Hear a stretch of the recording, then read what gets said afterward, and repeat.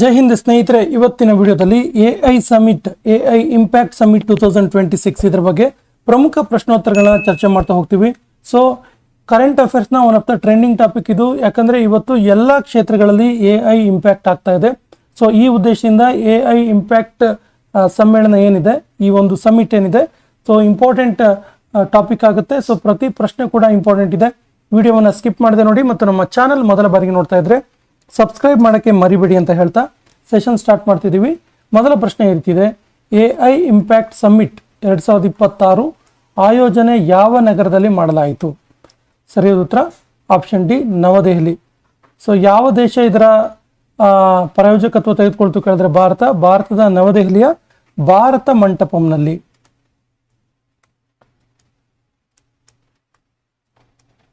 Bharat ಮಂಟಪಂನಲ್ಲಿ AI impact ಸಮ್ಮೇಳನ 4ನೇ edition, 4th edition, 4ನೇ ಸಂಸ್ಕರಣೆಯನ್ನು ಆಯೋಜನೆ ಮಾಡಲಾಯಿತು. ಸೊ ಇದರಲ್ಲಿ ಭಾಗಿಯಾಗಿರುವಂತಹ ಪ್ರಮುಖರ ಬಗ್ಗೆ ನೋಡ್ತಾ ಹೋದ್ರೆ, ಫ್ರಾನ್ಸ್ನ ಅಧ್ಯಕ್ಷರಾದ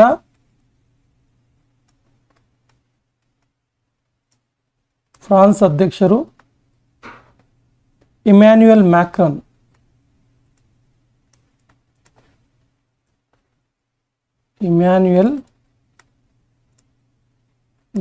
ಭಾಗಿಯಾಗಿದ್ರು. ಹಾಗೇನೆ ಭಾರತದ ಪ್ರಧಾನಮಂತ್ರಿ ನರೇಂದ್ರ ಮೋದಿ ಭಾಗಿಯಾಗಿದ್ರು. United Nations Secretary General, UN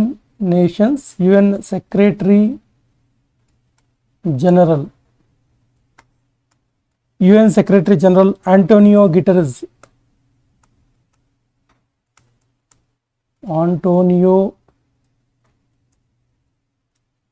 ಗಿಟರಿಸ್ ಭಾಗಿಯಾಗಿದ್ರು. ಗೂಗಲ್ ಸಿಇಒ ಸುಂದರ್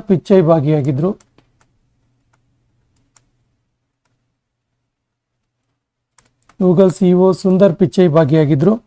ಹಾಗೇನೆ ಓಪನ್ ಎಐ ಸಿಇಒ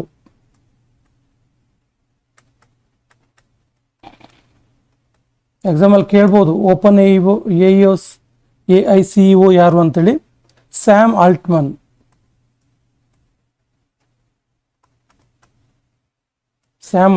ಭಾಗಿಯಾಗಿದ್ರು.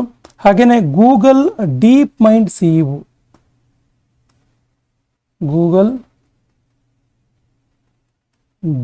ಮೈಂಡ್ ಇದರ ಸಿಇಒ ಆಗಿರುವಂತಹ ಡೆಮಿಸ್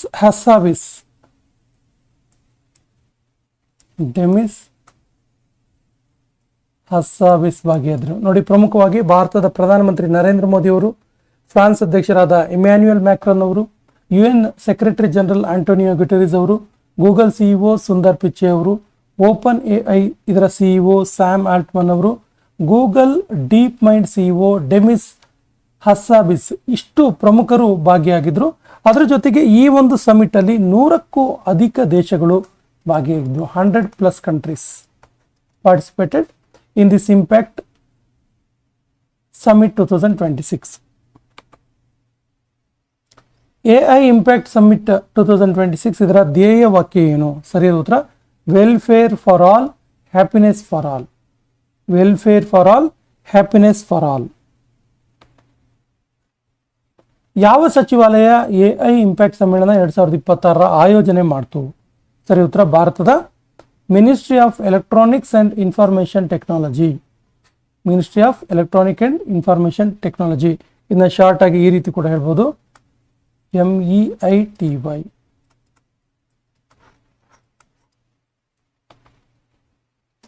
ಎಐ ಇಂಪ್ಯಾಕ್ಟ್ ಸಮ್ಮೇಳನ 2026 ಯಾವ 3 ಸಿದ್ಧಾಂತಗಳ ಮೇಲೆ ಆಧಾರಿತವಾಗಿತ್ತು? ಸರಿ ಉತ್ತರ ಪೀಪಲ್, ಪ್ಲಾನೆಟ್ ಅಂಡ್ ಪ್ರೋಗ್ರೆಸ್. ಈ 3 ತತ್ವಗಳ ಆಧಾರದ ಮೇಲೆ, ಈ 3 ಸಿದ್ಧಾಂತಗಳ ಆಧಾರದ ಮೇಲೆ ರೂಪಿತವಾಗಿತ್ತು.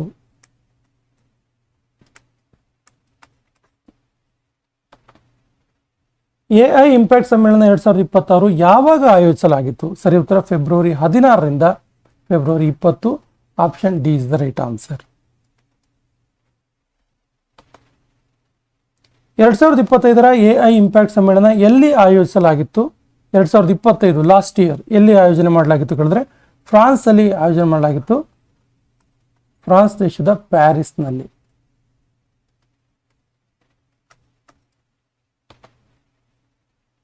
ಎರಡ್ ಸಾವಿರದ 27ರ AI ಇಂಪ್ಯಾಕ್ಟ್ ಸಮ್ಮೇಳನ ಎಲ್ಲಿ ಆಗುವುದು ನೆಕ್ಸ್ಟ್ ಇಯರ್ ಎಲ್ಲಿ ಆಯೋಜನೆ ಮಾಡಲಾಗುತ್ತೆ ಕೇಳಿದ್ರೆ ಸರಿಯಾದ ಉತ್ತರ ಜಿನೇವಾದಲ್ಲಿ, ಸ್ವಿಟ್ಜರ್ಲ್ಯಾಂಡ್ ದೇಶದ ಜಿನೇವಾದಲ್ಲಿ.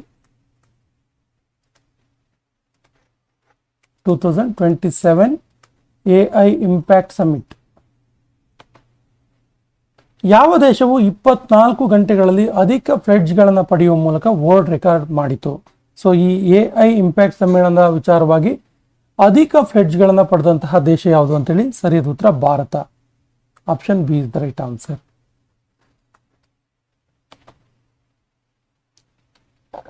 ಈ ಸಮ್ಮೇಳನದ ಸಂದರ್ಭದಲ್ಲಿ ನರೇಂದ್ರ ಮೋದಿ ಅವರು ಪ್ರಸ್ತುತಪಡಿಸಿದ ನೂತನ ವಿಷನ್ ಏನು? ಸರಿಯಾದ ಉತ್ತರ ಮನವ್ ವಿಷನ್ ಅಂತೇಳಿ.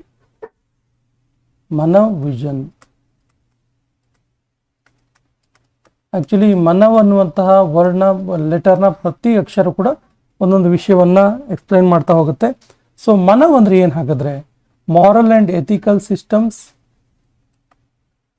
Moral and ethical systems, accountable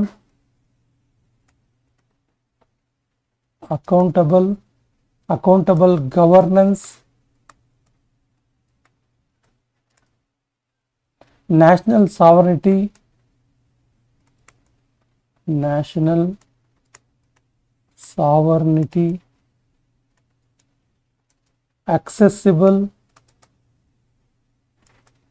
accessible and inclusive AI, and valid system.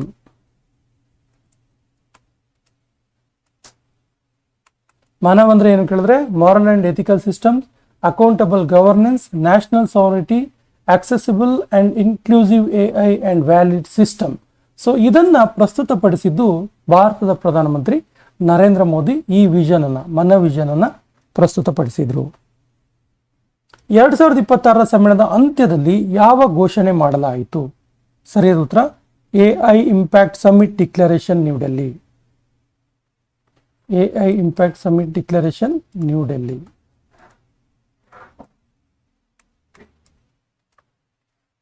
ನೋಡಿ, ಈ ಒಂದು ಸಮ್ಮೇಳನದಲ್ಲಿ ಯಾವೆಲ್ಲ ವಿಷಯಗಳ ಬಗ್ಗೆ ಸುದೀರ್ಘವಾದ ಚರ್ಚೆ ನಡೆಸಲಾಯಿತು ಕೇಳಿದ್ರೆ human capital, AI governance,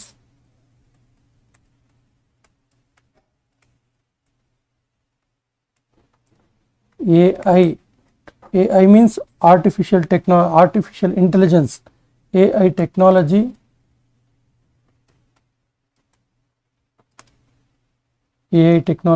AI related jobs, AI economy,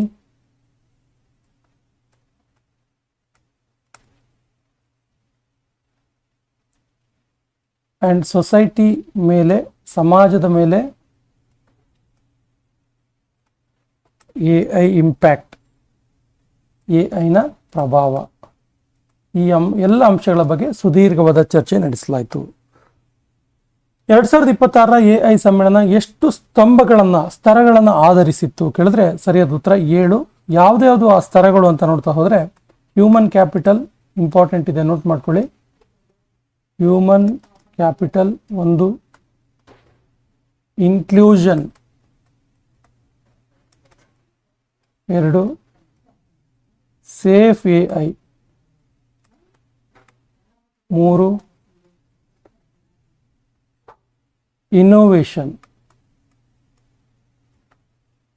4,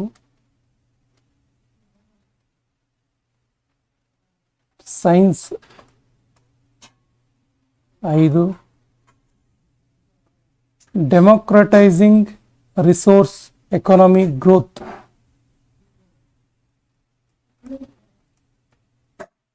democratic resources, and last one is economic growth and social good.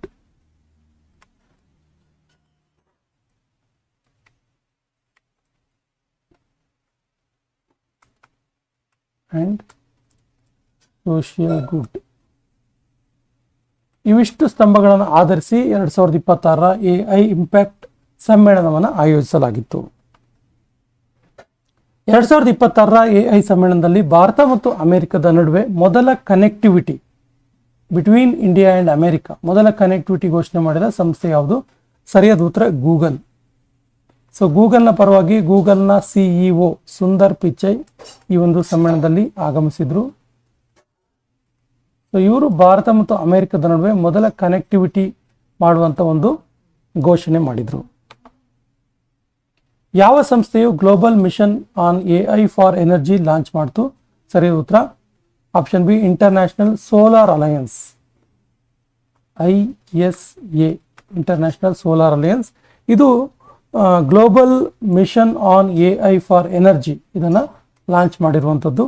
So ISA ಬಗ್ಗೆ ಮಾತಾಡೋದಾದರೆ, ಇಂಟರ್ನ್ಯಾಷನಲ್ ಸೋಲಾರ್ ಅಲಯನ್ಸ್ ಬಗ್ಗೆ ಮಾತಾಡೋದಾದರೆ, ಇದು 2015ರಲ್ಲಿ ಪ್ರಾರಂಭ ಆಗಿದ್ದು ಇದರ ಕೇಂದ್ರ ಕಚೇರಿ ಭಾರತದಲ್ಲೇ ಇದೆ. ಎಲ್ಲಿದೆ ಕೇಳಿದ್ರೆ ಗುರುಗ್ರಾಮದಲ್ಲಿದೆ. ಗುರುಗ್ರಾಮದಲ್ಲಿ ಇದರ ಹೆಡ್ ಕ್ವಾರ್ಟರ್ ಇರೋದು. ಯಾವ ರಾಜ್ಯದಲ್ಲಿದೆ? ಹರಿಯಾಣ ರಾಜ್ಯದಲ್ಲಿ. ಇನ್ನೊಂದು ಇಂಪಾರ್ಟೆಂಟ್ ಅಂಶ ನೋಟ್ ಮಾಡ್ಕೊಳ್ಳಿ, ISA ಇಂಟರ್ನ್ಯಾಷನಲ್ ಸೋಲಾರ್ ಅಲಯನ್ಸ್ ಇದರ DG ಡೈರೆಕ್ಟರ್ ಜನರಲ್ ಯಾರು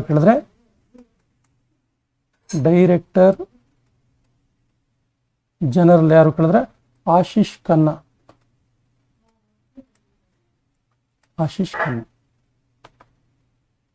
ಯಾವ ಸಂಸ್ಥೆಯು ಎಐ ಪ್ರನರ್ಸ್ ಆಫ್ ಇಂಡಿಯಾ ಪುಸ್ತಕವನ್ನು ಲಾಂಚ್ ಮಾಡಿತು? ಸರಿಯಾದ ಉತ್ತರ ಅಟಲ್ ಇನ್ನೋವೇಷನ್ ಮಿಷನ್, ನೀತಿ ಆಯೋಗದ ಅಡಿಯಲ್ಲಿ ಅಟಲ್ ಇನ್ನೋವೇಷನ್ ಮಿಷನ್.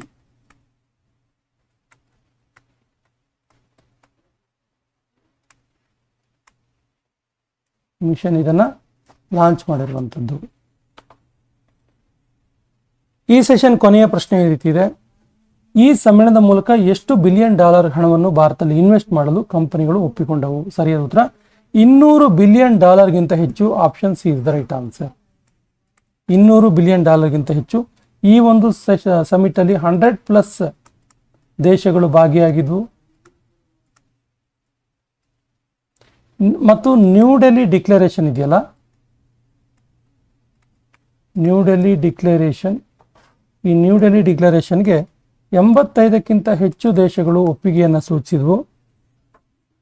ಒಟ್ಟಾರೆ ಈ ಒಂದು ಎಐ ಸಮ್ಮಿಟ್ ಧೋರಣೆ ಏನಾಗಿತ್ತು ಕೇಳಿದ್ರೆ, ಇದರ ಸದುದ್ದೇಶ ಏನಾಗಿತ್ತು ಕೇಳಿದ್ರೆ ರೆಸ್ಪಾನ್ಸಿಬಲ್ ಎಐ ಅಂತೇಳಿ.